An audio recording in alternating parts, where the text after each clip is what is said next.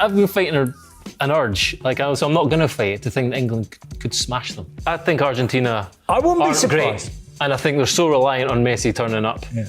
And being given and creating a moment of magic. I think England will win, and I wouldn't say smash them, but I do think they're for me, comfortable favourites. Messi quite likes to sort of tick every single box. He'll want to score against England. France, they're the best team by a mile. Yeah. A mile. In Spain, they're still sort of hanging on to this idea they're a bit of an underdog coming into this match.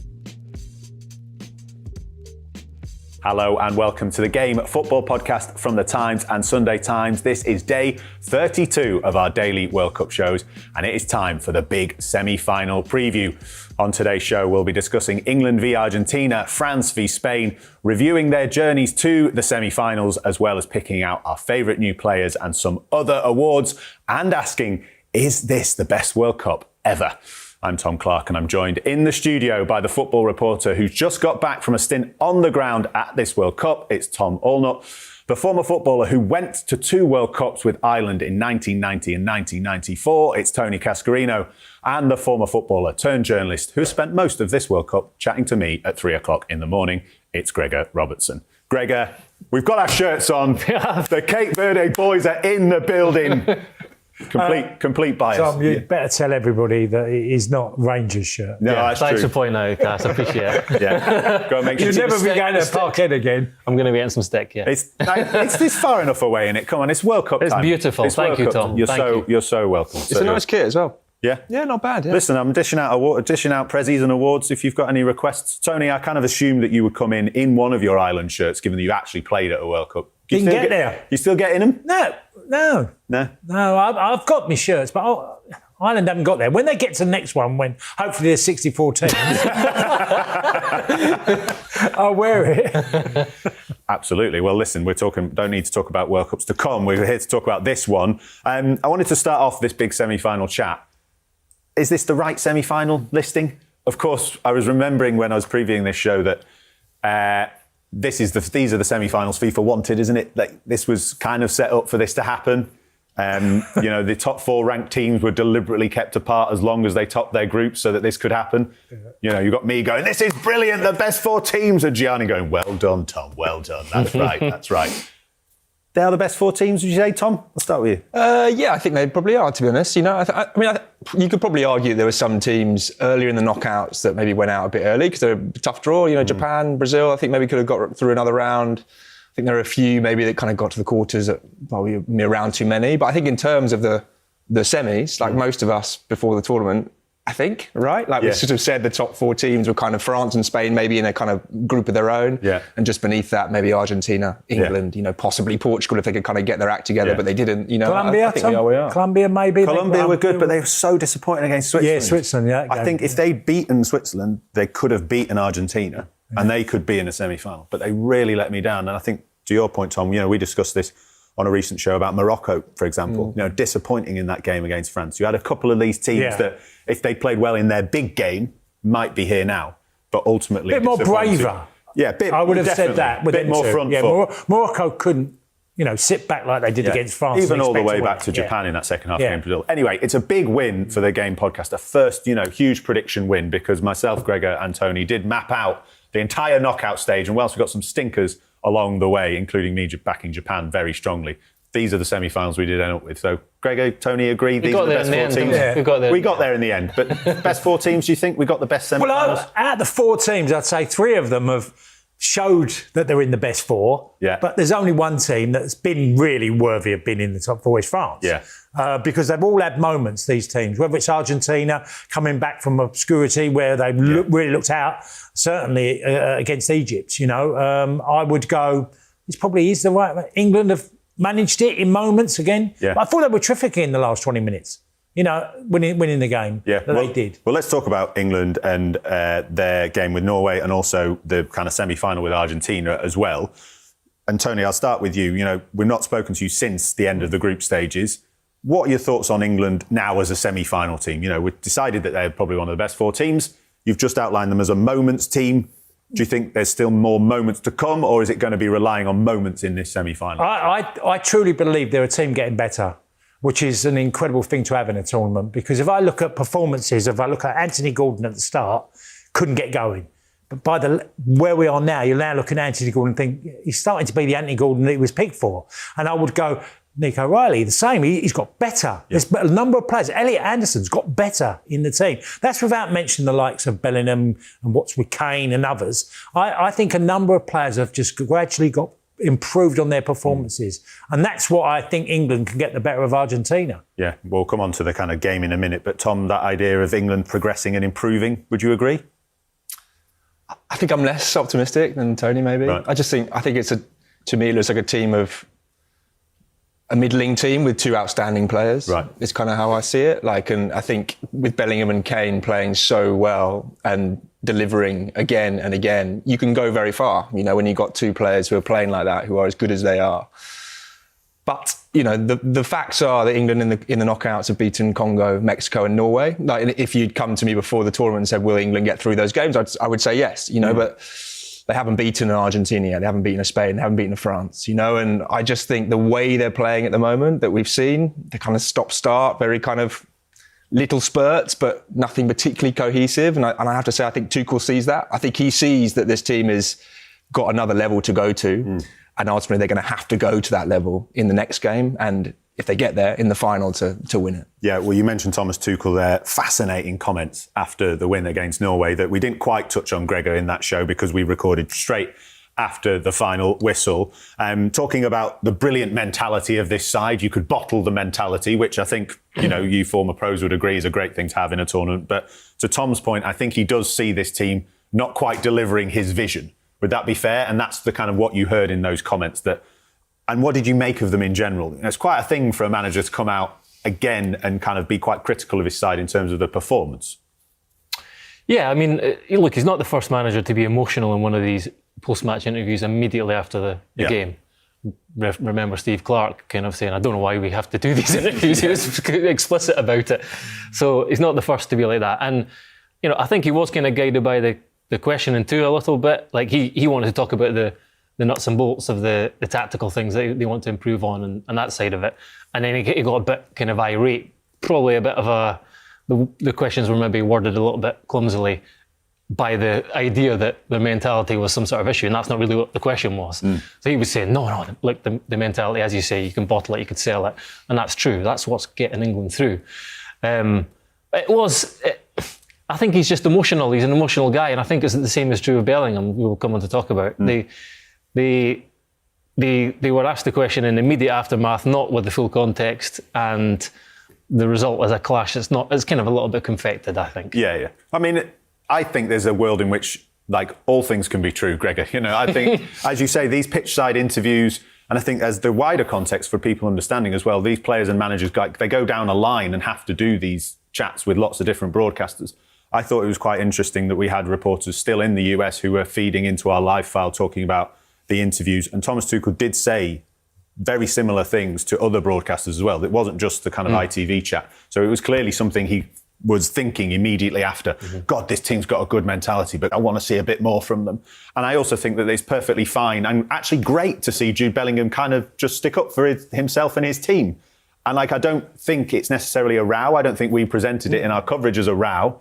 It's just a really impassioned manager and a really impassioned star player kind of having differing views on a performance, differing perspectives. Tony, you've been there. You've been in these moments. What did you think?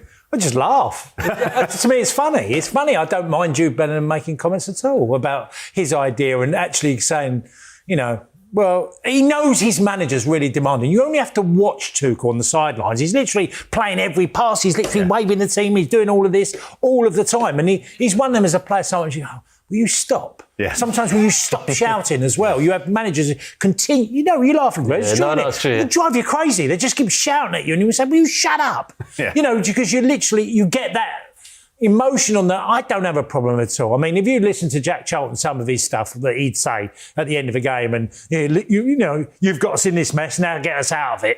Telling the lads, and he'd openly say that to people on TV. Yeah. We never got bothered by it. Yeah. You take it. Look, they're grown men. I know Jude Bellingham's 23, but he's a grown man now, and he's player for Real Madrid, but he's a hell of a talent that's going to go, do you know what? we've won this game, and he's called him out. He hasn't played Tuchel in that heat. He's run up down the sidelines and know how hard and demanding it was. I feel like England are in a really great position. And I looked at your eyes when you come in and you said Argentina. When you said Argentina, I was like, you're loving it, it's Argentina. I'm right. Yeah. And I think a lot of England fans are like that. Yeah. And without going to how they get past Argentina, I think it's been exaggerated by this idea that it even come down to the pressure against the England team and there's all this going on at the weekend. I'm thinking, hold it a minute. There's nothing better for the media if England do brilliantly well. Absolutely. There isn't anything better. Couldn't agree more. This tournament is great because England are still in it, and absolutely true. Tom, your thoughts on the kind of interaction between Bellingham, not between them, but the comments that were made after the game? You know what, guys? I think it's a thing. Like, I do. I watched it the first time without any of the noise around it. And Tom, can I just ask you one question on that? Right. If it's a thing, do you think it's a thing that would damage what's happening with the team? Not short term. I think in the next few days, this week, then? I don't think it matters in terms of this tournament. Right. But I do think. When I listened to that without any of the context, I didn't realise it was an issue. I thought, wow, like he said, that's to come out and say, and it's not just the words. You could tell when you watched him do it, the immediate eye roll where he sort of goes. It looked like someone to me who wasn't just kind of coming off the pitch who was like tired and a bit kind of, prickly. It looked like someone to me who was almost a bit kind of like tired of the manager, And we know there's this thing between Bellingham and Tuchel. We know, whether or not they don't get on or whether there's a history here, whatever. Like Bellingham has sort of won the battle where he is so clearly now indispensable to this team. He feels like he has an authority. He can almost say what he wants, right? But I think the fact that he kind of responded like that so instinctively, just to me, kind of speaks to the idea that the players are slightly not the players, that's unfair. Bellingham, I think, feels like, this is just a lot. Like, it's quite heavy on me, Yeah. And I sort of put it in the club context of someone like Tuchel, for example. You get this all the time, that you're really elite managers who think, we've won a big game, everyone wants to praise us and say how brilliant we are. I'm going to use this opportunity to kind of make a mark and to send a message to the players, we can go to another level. And in Tuchel's mind, I think as a club manager, in his head, he's thinking, this is where I go now. Yeah. We've got 2 big games coming up. Let's not rest on our laurels. I wonder, in a tournament, does that work? Like in a tournament where you're trying to keep momentum going and the kind of feel-good atmosphere working? I'm not sure if it applies. But I do think with Bellingham, he's annoyed, isn't he? It's not just someone coming out and saying, whatever. The fact that he said whatever is extraordinary in itself. That a 23-year-old guy is just basically dismissing the views that were put forward to him by his manager, one of the biggest coaches in the world. And this 23-year-old just feels emboldened enough to just go, whatever. Yeah. Like that, he is some man. It's only like a son saying to a dad, whatever. Dad. Yeah. Martin Samuel's written about this today, talking to your point, Tom, of saying, bold manager, tough love, bold move, all great, but it's a bit of a gamble. It is a little bit of a gamble having, making those comments. And as I say, my point is that it wasn't just in the ITV. He said it again and again and again. He clearly was not happy with the technical side of the performance. Loved the mentality, absolutely. But Martin also makes the point that he's right. Yeah. He's right. They shouldn't be pleased with how they played because they have been quite average in large periods of almost every game. Yeah. We think back to the second half against Croatia. That was... What else has been good? The Mexico game was the same sort of stuff. It was the grit and the effort and the character and resilience. He's not seen much of what is actually his job. What does he think? What do we think he wants then? What do we think he's seeing something in training? Do we think he knows they're better? Have we seen anything though beforehand? I'm looking at it going, it's semi-final, it's the final week. This is going to be a grudge match with Argentina. We'll come on to the way they play at the minute. But England have got Jude Bellingham in the form of his life and Harry Kane in the form of his life. And as long as the other players, to some of that you've talked about, Tony, step it up a level, England have got a chance of making a World Cup final. What is he after, though? Is it coming back to your point about club management, Tom, where he's wanting a bit more of that? This is a proper team, a fizz, a tactics, a style. Yeah, that's the stuff he's into. He's dreaming, isn't he? Yeah. But he's dreaming, isn't he? Is this a learning for him? He's not going to get that. International management is far different from club management because the club you might be going, we've got to suffer him for the next 6 weeks. Yeah. Where you could disappear and not see the manager till September, which could be the next internationals for England. But Jude Bellingham isn't Bobby Charlton, who's a great player in a different way that always done. Jude Bellingham is his own character. He's treated Jed Spence a little bit awkwardly as well, hasn't he? You know, by the way he's berated him. Tuchel has, yeah. Yeah, Tuchel has. By the way he's, you know, on the sidelines and the way he's talked about how you could see him getting frustrated with Jed.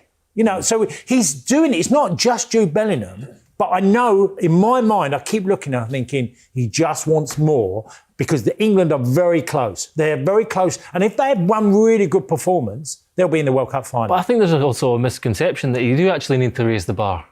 I don't know if you do. Like the things that are getting you through could well get you through against Argentina. Argentina aren't. Yeah, they're not. It's getting closer there. It's getting tighter. It's getting tighter. And they have the same characteristics. They find a way to win too. So clearly, a moment of quality from someone is going to, put a team through or elevate them. But it's not. I don't know if you have to necessarily. He wants to see all the things like that. He's coaching on the training ground and he's been trying to drill into them, the patterns of play, the combinations out wide, all of that stuff. He's desperate to see it. You don't necessarily have to see that to win the World Cup. See, their manager has done the complete opposite, hasn't he? Argentina, Scaloni, yeah. Scaloni has done the complete opposite. He's literally praised everything and everyone. Although he admitted too that they were lucky a bit in the Switzerland game. But, it's just different. Lucky a bit is a stretch given the last 3 games. You're watching different games to me. Honestly, I've been pulling my hair out going, how have they done it again? This team, let's talk about this semi-final then. Maybe 2 perfect opponents for each other, not just in terms of rivalry and history, in terms of playing style as well. They've got a couple of absolutely world-class superstars. And they've got a load of grafters in there who might run around and kick people, maybe one team more than others. I mean, what have we made of Argentina? I've been fascinated and infuriated by them, I'll be honest, at times. They are a fascinating team. You know, we've been talking to Paul Hurst, our Times reporter, who's been with Argentina the whole time. We've heard from him on the podcast. He's written brilliant articles. And I was chatting to him after this Switzerland game, as well as hearing from him on the pod, and we're just like, I've done it again. They've done it again. You know, we're talking about England not playing well. His view is that Argentina haven't played well in these knockout games in particular. You know, blew everyone away in a very easy group stage, but they have Lionel Messi, so they've always got a chance. But they're very good from set pieces. They're absolutely elite with their game management. They foul and get away with it like no team I've ever seen before. And they've got I realise they've got every Premier League team's like scrapper. They've got every Premier League team's player that the opposition hate. Enzo Fernandez, Lisandro Martinez, Emi Martinez, McAllister. Like, they've got... Romero, the ultimate. Even Tottenham fans didn't like him at the end. Like, they've got every single one of those players in that team scrapping, falling over. Like, it's one of the most remarkable things I've ever seen. Anyone think they're actually any good? Well, it's not that dissimilar to Qatar. We've said this all the way through. Yeah, no, it's not that dissimilar. Like, they're a team set up to put Messi on his pedestal and hope that he creates a moment of magic. Look, we should say Julian Alvarez created the moment of magic in the last game. But they've needed extra time to get through against Cape Verde, and Egypt and Switzerland. They were going out with 11 minutes to play against Egypt. So you're right, like there's clear flaws in the team. And as much as you say they're a great, like, gnarly and experienced and all that, they've looked shaky defensively for large periods of games as well. But they are finding a way, and they've got huge experience. And they know all the kind of dark arts, and it's not just them. Like, England are starting to get good at them too, which is no bad thing. And they do still have moments players too. The players of real, like, world-class ability who can win a game. That Alvarez goal was an absolute beauty. But you're right, mostly it's a dogged team that plays really kind of compact and narrow football. They've got hardly any width. And they hope for a moment from Messi. Yeah, Tony? I think they're a far better team with Lautaro Martinez in it. I think when he comes on and just leads the line like he does, because he's another player that digs deep and it seems to fit a bit better for them. I don't think they've got a lot of pace in midfield. You know, like, McAllister's not quick. Enzo Fernandez is not quick. You know, you can look at De Paul. He's got more energy. Yeah. But I do think they lack that ability in midfield to get as close to the opposition, even though they do commit a lot of fouls. Yeah. I think it's because they're not that quick in midfield. You mentioned the back line. The back line against Switzerland, 3 of the 4 got substituted in that final part of the game. Yeah. You know, because the manager had seen that they were struggling defensively. Even though Switzerland went to 10 men, which was the bizarrest sending off I've seen for a long time. Really, you think? I just thought it was weird. Why a player would just, weird in what sense? Well, weird in the sense that he's basically gone over when he just doesn't need to. And he's bizarre. You know, you don't do that. Yeah. And especially if you're on a yellow card, it's cost Switzerland dearly. I think they do it. I think England can beat what I've seen of Argentina, and I get all the magic moments. But that team has got away with it by hook or by crook, and they sort of got away with it in the World Cup, as Gregor said, in Qatar. Tom, but they could say the same about England. That's exactly. I mean, Argentina journalists will be sitting down. I think a little bit worse. I think they've got away with a little bit more than England have. I think, to your point, I was thinking about you talking about, England have beaten Congo, and then they've beaten Mexico, then they've beaten Norway, and I'm like, it's the same thing with Argentina. It's the same thing. Cape Verde, Egypt, Switzerland. It's basically the same map to this point, isn't it, really, in terms of levels? But I'd say Argentina have looked shakier, conceded goals, not gone down to 10 men, not quite had the same resilience in moments that England have needed. They've kind of had, moments that are a little bit easier. I cannot stress to you enough, for anyone who's not watched the entire Switzerland game, they were absolutely out on their feet. But we can't... 55 minutes. There was a moment just before Switzerland equalised where they had every player behind the ball. Lisandro Martinez won a tackle and just booted it downfield. It was like the moment in an FA Cup game when, the League One side did you see England clinging on. Did you see England play Mexico there? Yeah, they had 10 men, Tom. They had 10 men. They had 10 men. Argentina had 11. It was crazy. Egypt game. We can't pull the Mexico game and say England are taking all this resilience and spirit and and actually Argentina are sort of done the same thing. Yeah. They'll be saying the same things. We've done it the hard way. We won ugly. We feel like we've got this togetherness now going into the semi-finals. Yeah. They'll be saying the same thing. I think as well, they have.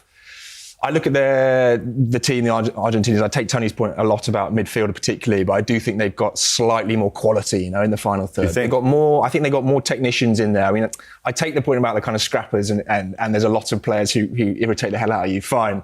But Enzo Fernandez can play, Julian Alvarez is a wonder, 150 million pound player if you ask Real Madrid, Lautaro Martinez, one of the best kind of European forwards of the last decade. I agree, but you have players there who can either come off the bench or who can deliver a moment. If I look at England's, attack, it's Bellingham and Kane and a bit of other stuff. But Argentina, they have a team. They do have a team. Yeah, I mean, where do we think this game will come down to then? We'd keep talking about Lionel Messi and Jude Bellingham and Harry Kane, of course, but around the edges then, where is that where this game's going to be won and lost in terms of the players around and who wins those individual battles? Because there will be a battle, I'm telling you, there'll be a lot of falling on the floor in this game. I can promise you that. Yeah, control of the midfield, I think, will be key. How fit is Rice? Is he able to deliver a big performance in this game? I think is a massive question for England. I think getting control. I mean, I can see this one being tight. I can see it going to penalties. It's that kind of game where it can just sort of, it'll be about a moment, here or there. Keeping 11 on the pitch is going to be a big one. Yeah. I think the fullbacks, Argentina's fullbacks, can be got at too. Molina and Tagliafico, they're not rapid. They're not, and as I said, Tagliafico a bit more so than Molina. They don't offer a great deal. They maybe get up and support attacks, but they don't play with any width. So they've got a lot of responsibility, both going forward and defensively. And I'm not sure if Gordon and whoever plays on the right is on their game.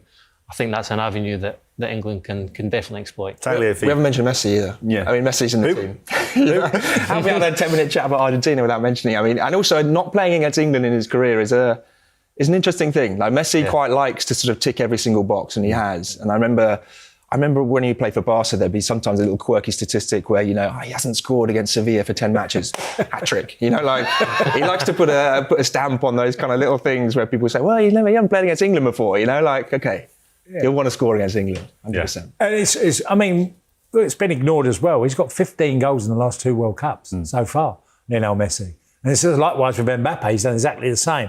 And all the talk before the Norway game was Haaland and Kane. And they were probably the 2 most underwhelming, as in what we know they're capable of, that didn't happen. Lionel Messi is a player that I feel is all structured about and it's an obvious one, but getting him in certain parts of the game in position to make the difference. And he does it. That's my point about, you're quite right, Enzo Fernandez is a very good midfielder. But that's what's been fascinating watching it, is that it is so geared to Lionel Messi that it's like a lot of these players turn off their technical ability and just turn up. They're like, come on, we're Argentina. I mean, Alvarez, even after this game, he scored one of the best goals of his career, probably most important goals of his career, one of the best goals of the tournament. He comes out and he's like, we did it all for Lionel. absolutely awful Lionel. And like, do you want to big yourself up a little bit, mate? You've just bent one into the top corner from a ridiculous distance. He's like, no, all for Lionel. That is who But they all run for him, don't they? Oh, God. Well, they've got to. Yeah, He they've doesn't got to, do any because running. he's good. But it's amazing to see that none of them have an issue with it. I mean, it helps when he delivers so regularly.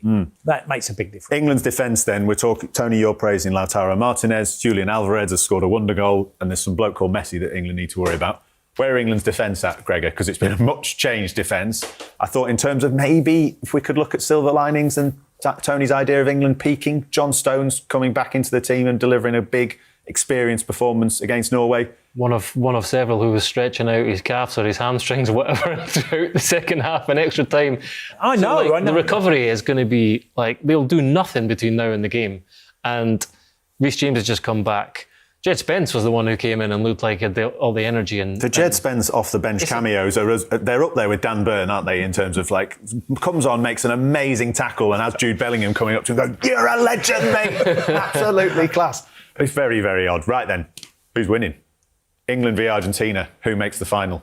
Tony? I think England, I've always said they'll beat Argentina. Why? Why? Because I just think they've got a little bit more quality in certain areas. I think they're a bit more of a team and they haven't played their best. Well, I don't see a much bigger improvement on Argentina. I thought that you mentioned getting away with it, and we said England have as well, which is a fair point. But boy, the Egypt game, they were literally taken apart by Egypt in periods where it could have easily got away from them. Yeah, I think they might lift their game a little bit for England. Tom? I think Argentina. Sorry. It's funny that The press are all against England. Yeah, the press are all against England. Here we go. It's funny. Tom doesn't say things through gritted teeth. He says it through a wry smile. He's like, I just can't bring myself to do it. Gregor, now remember, you've got your Cape Verde shirt on. Scale here. I've been fighting an urge, so I'm not going to fight to think that England could smash them. Yeah. Honestly, I don't know why. I just think I think Argentina. I wouldn't be aren't surprised. Great. And I think they're so reliant on Messi turning up and being given and creating a moment of magic. Otherwise, they've been big flaws in their team. And as I said, I think out wide they have flaws, and I think they've also stretched it in periods of games. And like for a team that is trying to be compact and sort of disciplined, that's alarm bells. If they smash them, though, we'll be seeing in England we haven't seen in the tournament, right? Like it will be in England we think we can see, but we haven't seen actually in the last 3 weeks. Yeah. So has Gregor lost the plot as well? Everyone keeps talking about me losing. I think England will win, and I wouldn't say smash them, but I do think they're for me, comfortable favourites in this game. Crikey, he's definitely got the Cape Verde buzz on now. He's got his shirt on. Absolutely fascinating. We have got another day of preview shows, so if you've got views on England against Argentina, do get in touch with me, tom.clarke@thetimes.co.uk. We're going to take a quick break right now. We'll be discussing France against Spain just after this. Welcome back to the Game Football Podcast from the Times and Sunday Times. These are our daily World Cup shows with me, Tom Clarke, and I've got Tom Allnutt, Gregor Robertson and Tony Cascarino with me in the studio. Let's talk about the other semi-final. Kind of a big game as well, I suppose. France against Spain. Probably the two best teams in it. Probably if we'd had different routes to the final, this probably should have been the final. Tom? I think probably, yeah. I think France, best team we've seen at the tournament so far in terms of eye test. And probably the one that we all thought before the tournament was the outstanding favourite. I think Spain is less about what we've seen and probably more kind of what we know. Spain have been good, but I think what we said before is also true, that they haven't necessarily shown, real A-grade Spain yet. I think they've got another level to go to. I think whoever wins this match will be the strong favourite for the final, right? And I think in a way it's an interesting game as well, because it's a clash of styles. I think France have, this kind of fabulous four up front, and players who can just go past people, win a game on their own almost. I think Spain is more of a sort of system team, where there's no kind of outstanding player apart from Lamine, and even Lamine I think is one or two, levels below in this tournament because of his fitness and sharpness. It's more about, can Spain kind of control the game? In terms of the midfield, the possession, they've got players who will just pass you to death. And if they can kind of get a hold of the match and dictate it like they want to, then I still think they can win this match. But I think France go into it maybe, 60-40 favourites? Lovely summary there, Tom. I don't need to ask the other two, but let's get into the two teams in more detail then. And because, Tom, you have written a piece about France and how they became world football's dominant power, headlined on the Times website, Va Va Boom, which I really enjoyed, whoever came up with that one. Tell us a little bit about this piece, because it really maps out how they've reached this point where they have so many elite footballers and elite attackers on the pitch. Yeah, I mean, I don't know if people should. I mean, to me, I was sort of like, wow. I mean, France now, obviously, for a long time, have been very good, and if you compare them to the kind of most storied eras in kind of international football, you think about kind of Pele's Brazil in the 50s and 60s. They reached, I think it was, you asked me on the top of my head now. I think it's five finals, or four finals, won three. West Germany in the kind of 70s, 80s reached 5 finals, won 2. If France get to the final here, they would have played 8 tournaments and got to 5 finals. 5 World Cup finals out of 8. I mean, it's an incredible record. 4 World Cup finals out of 7 as it stands. This is the dominant team of this era. And you think about the kind of 98 team with Henry and Zidane. They kind of win again. And then now we've got sort of Mbappe, for example. He's one behind Messi in terms of World Cup goals, and you'd think he's probably got, like 2 or 3 tournaments in hand, I mean, he is going to go down as, one of the World Cup great players as well. And I mean, Tony knows more about this than me, but I mean, if you talk to people in France, they sort of say that it's a combination of 2 or 3 things. Clearly an excellent academy system, but equally lots of the sort of main nations now have very good academy systems. England do, of course, and other sides as well. The differentiators, I think, for France are clearly the kind of rich melting pots of cultural diversity, being able to draw on players from Africa, from all around Europe, that is a big part. The vast majority of the French team can play for another country, and what does that give you? It gives you a more diversity of skills. You kind of reduce the kind of shared limitations of a team that's kind of come through the same system from the same country. They talk about an extra, more creativity. But also what I thought was interesting was that people basically saying that in the big football cities like Marseille and Paris particularly, street football is still a huge thing. Like cage football, have these kind of city stads. They're kind of like just little sort of 5-a-side pitches, concrete, maybe Astro, always open, free, just available, clearly in very poor areas of these cities where kids just are playing all the time. And it's a weird thing, right? Because it's kind of very associated with poverty. In these kind of areas that are really tough areas to kind of to be brought up in. Football is like a salvation. But that kind of street football culture, which I think has been lost in some more sort of developed, if you like, football countries here, perhaps, where everything is so lent on kind of the academy system, players being coached from a very young age. Maybe you lose some of that kind of, those instincts, that kind of dribbling ability. And then also the last kind of point was just, is Ligue 1. Like you look at the stats for the number of 17, 18, 19-year-olds who get minutes and appearances in Ligue 1. It's more than the Premier League, the Bundesliga, and Serie A combined. Last season for 18 and unders, playing games in Ligue 1. So you have this sort of mixing of cultural diversity, street footballers who then get the opportunity very early on to basically polish those skills in a very physical league, and you get, the golden ticket. You get this again and again, talent coming through, and that's what has produced this incredible era for French football. Did you say in the piece that there were 99 players born in France at the World Cup? French-born players at the World Cup, 99, yeah. It's extraordinary, isn't it? Amazing. Tony, you've played there, you still follow the game over there. Tom makes a great point about it is set up for this nation to be great. I don't think I've ever heard so much truth in what Tom had said in his piece, because France, and my experience of being there for 6 years and watching the younger generation, how opportunities were given them at academies, and also how clubs in France allowed their players to move on.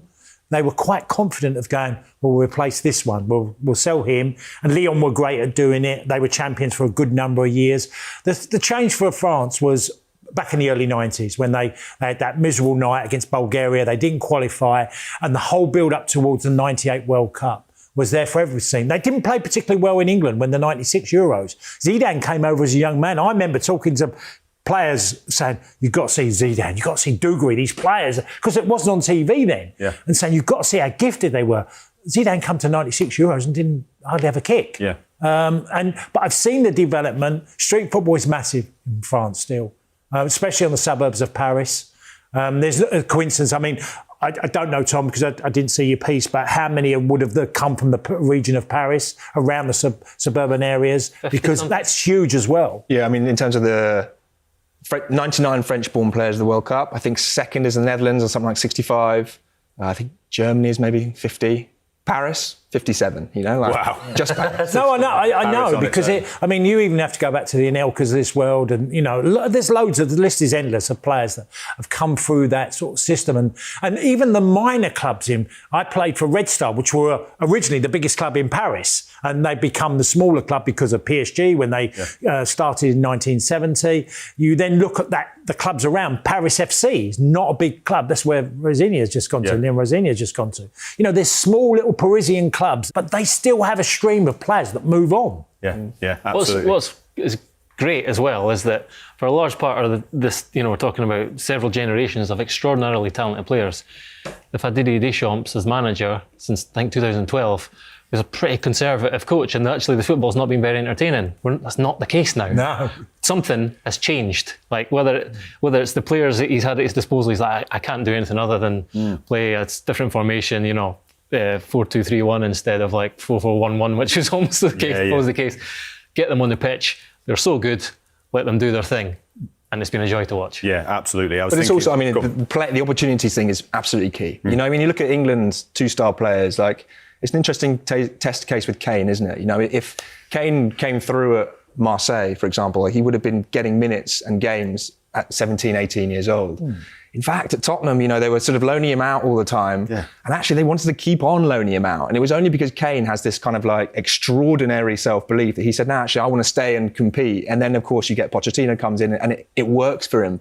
But only just, and if you look at the kind of Mbappe, was 16 when he played for Monaco first time. Doué made his debut for Stade Rennais at 17. Kone, for example, debuted for Toulouse at 17. Cherki debuted for Lyon at 16.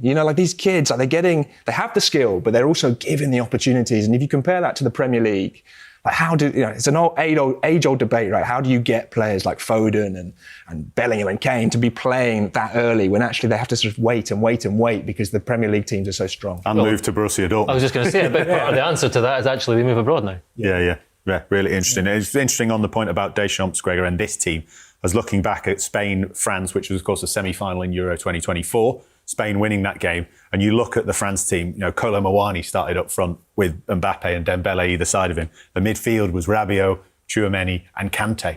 It's just that slight different caution from Deschamps. You got midfield packed, 3 very good midfielders, but it's not the same as sitting Kone and Rabiot there and going, right, you 4, go on, be brilliant, which is what it's been at this World Cup, hasn't it? And it's been such a joy to watch, Tony. Yeah. We talk about roots to this point as well. I would say France as well, the other thing that they've got in their favour is that they've had some tough games along the way. Their group stage, beating Senegal was one of the more tougher opening games, had some proper contests. Me and Gregor have talked about it. I still don't think they've even hit 5th gear yet. They still kind of look like they're cruising along at times. Well, the scary thing about France is that ridiculous pace up front. It just changes in a second. You can be defending and then suddenly, whether it's Olise, whether it's Dembele, Mbappe, Barcola, Doué, it's just frightening, them names in themselves to mention. I can't see how the fullbacks of Spain handle them because Cucurella, I watched him against PSG and he had a really hard time. Doué gave him a really, really tough time. Barcola on the other side. Okay, these are the international forwards, but some of them Spanish players are playing. Can Porro handle whether it's Barcola, because sometimes even you look at the French team, you suddenly see Mbappe go on the left as well. Yeah. And someone will go central for him. Yeah. The only trouble is Porro and Cucurella are another great examples of that thing that I'm obsessed with about tournament players. Yeah. Who's this bloke over here? He's amazing. He looks like Cucurella, but he's 10 times better than the one that we see for Chelsea. And Porro the same. Tom, on Spain, is the team that we talked about, obviously, with their quarter-final win. I've kind of been thinking about, are they a little bit like Arsenal in some way? They're brilliant defensively, very good at kind of controlling the game, doing enough to win. In Lamine and Saka, they have 2 star players on that right wing with left foots coming inside that have maybe struggled with a little bit of injury and fitness. They're finding a way to win. I've loved seeing Pau Kubasi in centre defence. What a lovely and wonderful emergence he has been. He looks about 16, about 12. Sometimes. He is about 16. Yeah. He's been brilliant. I've loved seeing Laporte as well as a player I always really enjoyed in the Premier League. French-born. Yeah, absolutely. All right, we get it. But what about this Spain? We talked about England and Argentina. Have they got another level to go to? Have Spain got another level to go to? Yes, definitely. I think they know they're going to have to go to that level in this game as well. I think it's funny because we think of Spain as being a real kind of favourite and a real kind of established nation now in terms of this, football landscape. But actually, in Spain, they're still sort of hanging on to this idea they're a bit of an underdog coming into this match, right? And because in terms of the World Cup, they won it in 2010, but actually their record overall in World Cups has been pretty modest. They haven't, gone far very many times. So they sort of have this idea that they're already done well to get here. That's not to say they don't believe they can go and win it. I'm not saying that, but I do think they come into this game with a slightly different kind of psyche to France, who, all the pressure is sort of on them, all the expectation is on them, right? I think Spain, in terms of their forward line, is kind of the interesting part because I don't think they've quite nailed it yet. Lamine is still kind of gathering momentum. I think there are signs that he can deliver at the end of this tournament. Baena on the left kind of gives something a little bit different to what Williams gave in the Euros. He's much more kind of coming inside. So you haven't got that kind of two wingers just bombing forward, pace. Baena loves to take the touch, look, and then go backwards and back inside into exactly. Olmo. Yeah. And then you've got Olmo, who, he's trying to find that kind of pass. And ultimately, bring on Marino, and he's the guy who kind of scores the late goal, right? And you've got Oyarzabal up front, who's a connector, So it's almost a little bit more, in my opinion, a bit kind of more old school Spain of sort of 10 years ago, where it's quite passy. Can we find a way through, rather than what worked so well a couple of years ago, where it was the pace and the penetration, So Well, it was the synthesis of the two, really. That was Exactly, that was like they took a step change. They realised that they had these players that were great and direct and sort of linear up and down. You're right. We haven't seen that. There's more. You watch a lot of Spain games in this tournament and you think, crikey, have they got an extra man on the pitch? That's the vibe. But often that's like in the middle third or just approaching. It's not actually in, there've been a couple of, the move that led to the goal in the last game was against Belgium was really good. The little link up with Lamal and Porro on the right. I think he cut inside and kind of played them down the channel, and it was a cut back, but it still had a fumble from Courtois.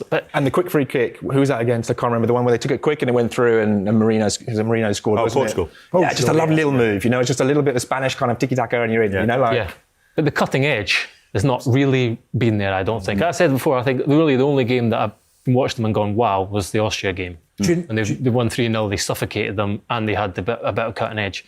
The Saudi Arabia game after was like a response to the Cape Verde game in Saudi Arabia. I think every other game has been nip and tuck. They've dominated a lot of the play, but you wouldn't say they were like richly deserving winners against Portugal. I didn't think so. Yeah. Well, the standout player for them, has been Rodri. He's been phenomenal. That's the best I've seen him. Yeah. After a long injury and playing indifferent for Man City, I felt he's had the ball so much. He's definitely, I haven't looked at the data, but he must be top of the passing and keeping the ball because he's done it brilliantly for Spain. Yeah, he's really been up there. But Pedri, in a way, has had a quiet tournament. Conversely, and in a way, maybe it's part of the problem if you kind of have Rodri on the ball all the time. Well, it takes away scoring as well because he is going to keep the ball, and as great as it can be, Spain don't look as fluid or as effective of getting goals. Look at France and you go, they could beat someone 4-1. I can't see Spain beating anybody 4-1. Yeah. But is this not actually perfectly set up then for Spain to be playing like this in this game? Because surely the key to winning this game is to not give France the ball. Yeah. So they actually need Rodri on the pitch. They need Dani Olmo to be actually keeping the ball. They need Oyarzabal to be linking the play, and they need Baena to be going, no, I'm going to go backwards, actually. I'm going to just keep the ball for a bit longer. That's how they're going to beat France, isn't it? Yeah, you don't want a basketball match against France. You want to play, if you want to go up and down, they'll beat you. So, I quite like the matchup. Like, I sort of think if Spain can make it a more kind of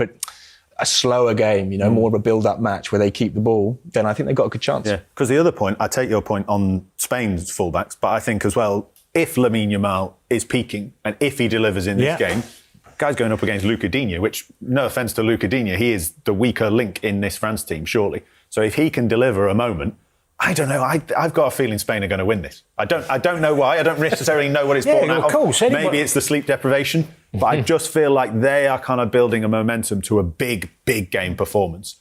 And I just wonder whether France might get caught out, might be behind, might be then chasing. Well, we haven't seen France go behind in a game. Yeah.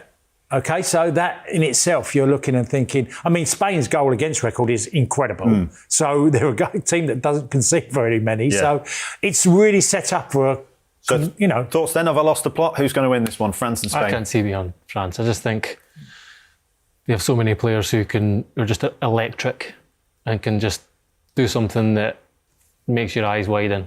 and in an instant, and they've been doing it. I don't see why they're just going to stop now. Tone? I've never agreed with Gregor so much. I can't see them not scoring, and I don't think Spain have got enough to get two against France. Right. I just don't. But look, I agree with everything that's been said. It's an incredible matchup. It's an elite matchup. Well, as we said, it could be the final. So. Yeah. Anyone worried it might be a little bit boring? Anyone? My brother said this to me the other day, and I do think it's an interesting question based on what we're saying about how Spain play, how they'll approach this game. We're just going to see, it'll be 60, because we all thought Spain-Portugal was going to be a great game. And that was one of the worst of the tournament so far. Thought France-Morocco too. Yeah. And I mean, you do wonder, these big games, when they're waiting, the tension does come down as to like, oh God, I don't want to give anything away. But we'll be at 60 minutes all looking at each other going, bit dull this, Tom.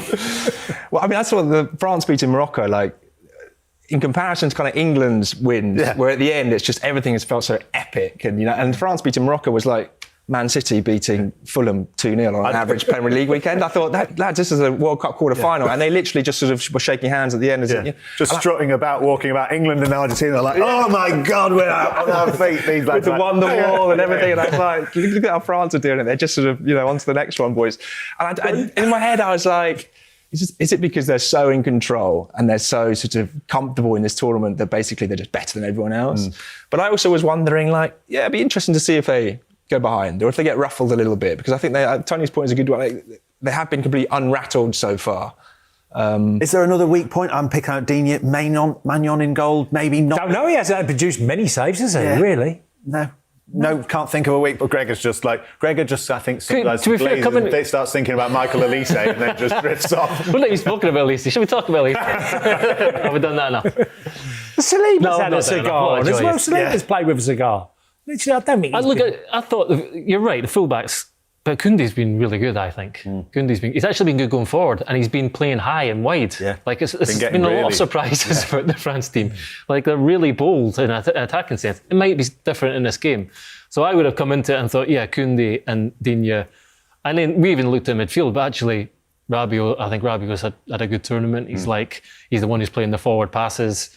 And Kone or Tchouaméni around them are both great athletes and good, ball winners.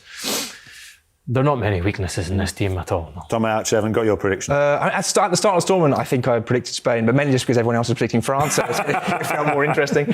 I think Spain have been a little bit less good than I thought, and I think France have been a bit better than I thought. So, I'm going to stick with Spain. They're going through, right? But, it's hard to argue against France. It's really exciting, isn't it? Two brilliant semi-finals, poised fantastically. Two very different semi-finals, I think we will see. Leads me on to kind of a question about this World Cup. And I mentioned it at the start. Have we got the semi-finals that everyone expected and everyone wanted? I've obviously loved this World Cup. I feel like I've lived a lot of it, in my living room on my own, losing the plot a lot of the time, ranting and raving to myself in the dark. But it has been, in my opinion, absolutely fantastic footballing-wise, in terms of the stories that we've got. Me and Gregor aren't the only ones who've fallen in love with Cape Verde. The whole world did. Loads of other great stories as well. Loads of emergence of new players that you've not seen before. And we now have really elite semi-finals. It's been the best World Cup ever, in my opinion, in my lifetime, not just as a fan, but as a journalist. Thoughts, best World Cup ever, Tom? Yes, I think it's been a really good one.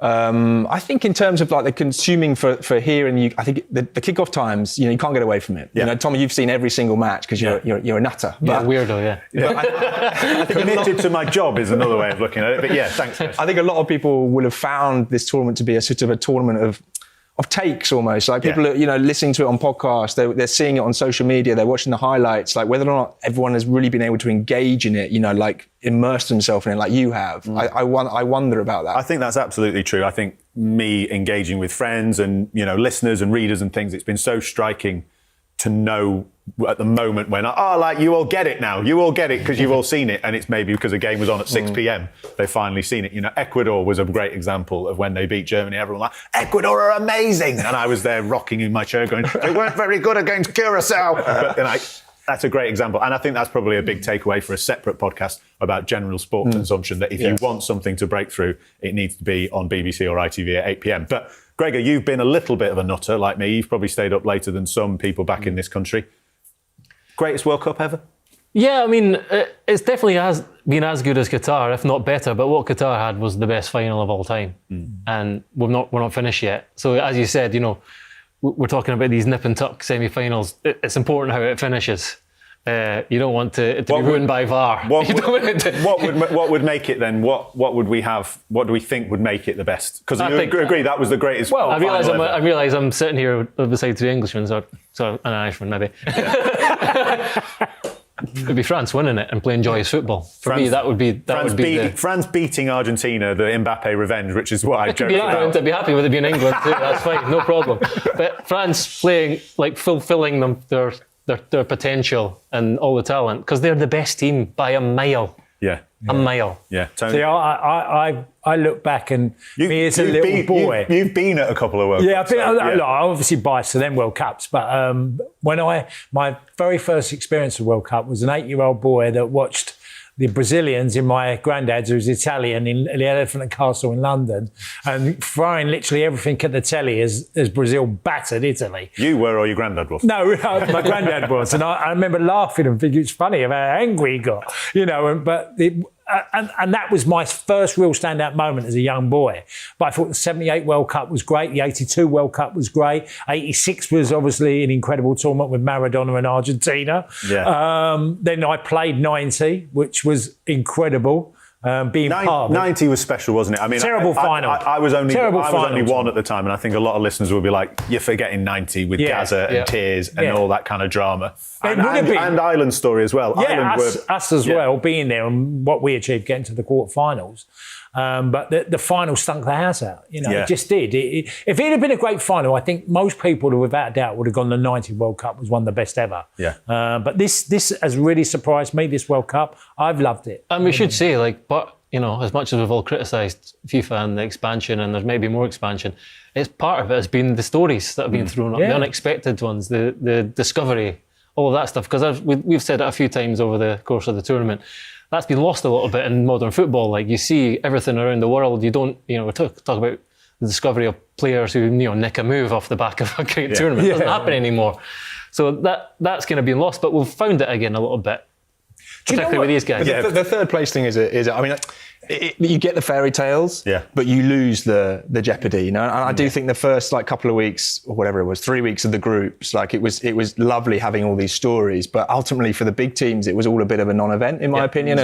And you have to now, unfortunately, you have to go to the 64 because you have to bring back that symmetry and also bring back the sense of tension in the groups. I think the one thing this World Cup has missed, if I'm honest, apart from Germany, it's just a kind of an implosion, a big team getting knocked out early, either in the groups. Yearning for an implosion. Well, there has to be, I don't know, you need something in the groups that goes out. Well, Portugal would have been that in previous years, wouldn't it? With their group when they draw that game, and then that Colombia game when they should have lost in that final group game, they're actually hanging on in that game. But maybe in their group you would have had Portugal and Ronaldo and Vitinha crashing out in the group stage. Or Spain, who drew their opening game, and everyone sort of shrugs their shoulders because it doesn't matter at all. But you have to bring back that sense that even the big teams, if you don't start quickly, you can go home. And that was a problem in the groups. I do think the element of kind of the stars in this tournament has been fantastic. There were on X and things, you saw those kind of videos where look back in 2006, and there was Shevchenko, and there was Rivaldo, and there was Zidane, and there was Ronaldinho, and everyone said, what happened to those days? In 20 years' time, people will go back and say, look at that 2026 World Cup when there was Messi and there was Mbappe and Haaland and Kane and Bellingham, and people will say, what a tournament that was. Is there a bit of an admission that people just don't like it because it's America and some of the politics that have got involved has sort of caused it to not like it so much? Is a bit of that? And also we went into it so upset about some of how it had been set up and the ticket prices and everything like that. But I think if we just focus on one final word. It reminds me, this World Cup, of the days when the FA Cup was great and everyone, the fairy tale of the FA Cup. It felt like this tournament's been a bit of a fairy tale FA Cup sort of story. Yeah. The little teams haven't got through, but they've upset a few along the way. Yeah. Maybe the only shock left is England winning the trophy. We're going to be dishing out some end of World Cup awards between now and next week. And I wanted to dish out the first one, which is the Tony Cascarino Award for Cult Icon. As the man is in the room with me, just pick out some of our favourite moments, players, managers that have produced something that is just so joyous. I actually think as a starter, if he wasn't one of the best strikers in the world, I think Erling Haaland could genuinely be like. I'm so excited for his pivot to be like in the media. Don't go anything in after you finish his playing. own media though. Yeah, I don't care. That's absolutely You've left the fantastic. Norway, the social media this tournament. haven't It's you? been so good. It's so joyous. Let's finish because producer Neil is telling me to hurry up because I could talk about the World Cup forever. Our awards for cult icons at this World Cup. Oh, do you want me to go first? Yeah. My co-icon is going to be the Portuguese goalkeeper who had to put up with all that rubbish in front of him while he produced save after save and a million times. They'd have been out at group stage, they would have. So I'm going Costa. Thiago Costa with me, my icon. He was their best player by a country mile. Yeah. Tom?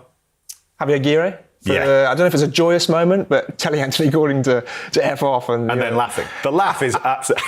I mean, that meme will just carry on. Oh, it's so good. Yeah, he's definitely up there. Gregor? It could be any one of these guys, really. It could be any one of the boys, but we've got more awards to dish out, remember, so let's not... I'd go for Julian Quinones, the Mexico winger. I really didn't know anything about him, to be honest. He played in Mexico his whole career until, I think, 2024, moved to Saudi. Scored four goals. That goal against Ecuador in particular. Oh, I've got too many. It could just do loads and loads. It could be Erling Haaland. I think Mikel Merino. Honestly, what an absolute cult legend he is. Dan Burn. It could be Dan Burn, couldn't it? Really. I mean, you went into the tournament, every England fan joking like, "This is how it's going to be." Got Dan Burn coming off the bench, heading balls clear. Yeah, that's exactly how it's going to be. So we'll see whether that happens against Argentina. My actual cult hero, Imam Ashur for Egypt. He scored 2 goals. And it was one of my favourite moments. He scored their opening goal against Belgium after 20 minutes. And he does the strut celebration in front of the camera. And he's doing it and he's thinking, this is the best moment of my life.